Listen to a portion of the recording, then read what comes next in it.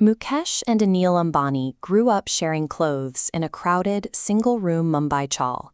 50 years later, they stood as the sole heirs to Reliance Industries, the most powerful corporate empire in India. The elder brother, Mukesh, was an introvert. He spent his early career operating in the background, carefully executing the company's massive construction projects on strict budgets and timelines. The younger brother, Anil, was the extrovert. He became the public face of the company, managing media relations, glad-handing politicians, and lobbying the government. The arrangement worked until July 2002, when their father, Dhirubhai Ambani, died suddenly. He left behind an empire worth billions, but he did not leave a will.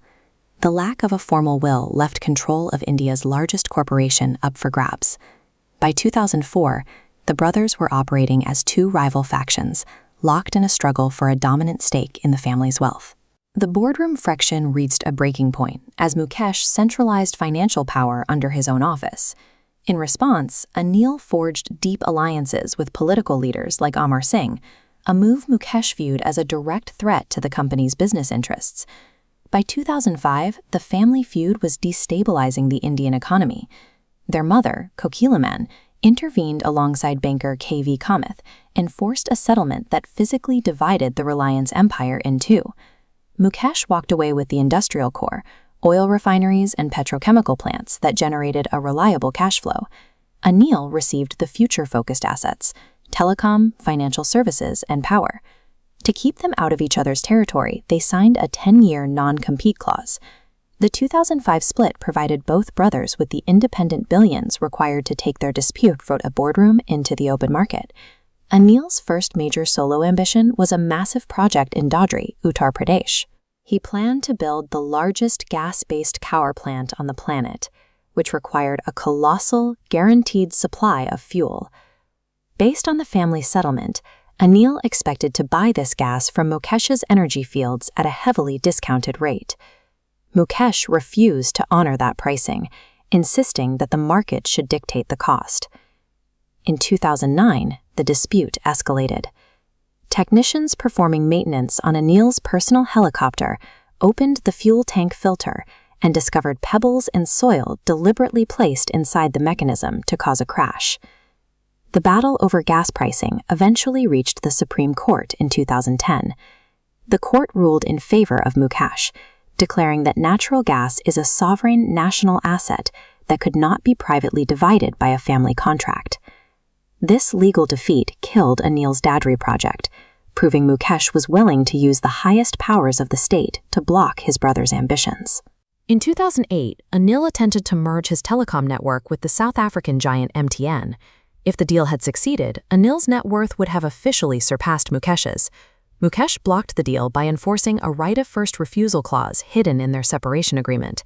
He demanded the first opportunity to buy Anil's shares himself, and the resulting legal threats caused MTN to abandon the deal.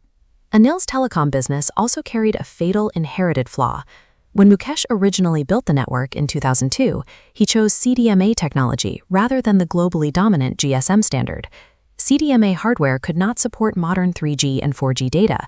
To stay competitive, Anil had to rip out the entire foundation and rebuild a GSM network, forcing him to take on billions of dollars in high-interest debt. While Mukesh's empire sat on a steady river of cash flow, Mukesh's legal blocks and technological traps forced Anil into a corner fueled entirely by high-risk loans. In 2015, the 10-year non-compete clause officially expired, legally clearing the way for Mukesh to re-enter the telecom sector. Mukesh launched Reliance Jio in 2016. He offered free 4G data and unlimited voice calls, causing millions of customers to abandon their carriers overnight. This chart tracks the market value of Anil's company, Reliance Communications. You can see how the line plummeted as Jio arrived. By 2017, Anil recorded historic losses and was forced to declare bankruptcy.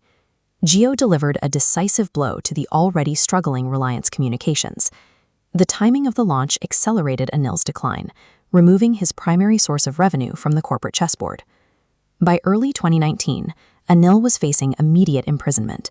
He had defaulted on a 550 crore rupee payment to the Swedish firm Ericsson, and the Supreme Court gave him a hard deadline to pay or go to jail.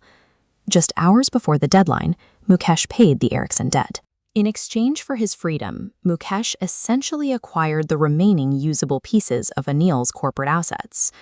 A year later, while defending himself against a lawsuit from Chinese banks, Anil Ambani stood before a UK court and made a stark admission. His investments had collapsed, and his net worth was officially zero. This visualization shows the final outcome of the feud. Mukesh's wealth bar skyrockets past the $100 billion mark, while Anil's fortune shrinks from $45 billion down to a flat zero. Decades of vindictive legal battles and crushing debt destroyed half of what could have been the world's most powerful corporate dynasty. Their tragic story proves that no amount of inherited wealth can survive a war against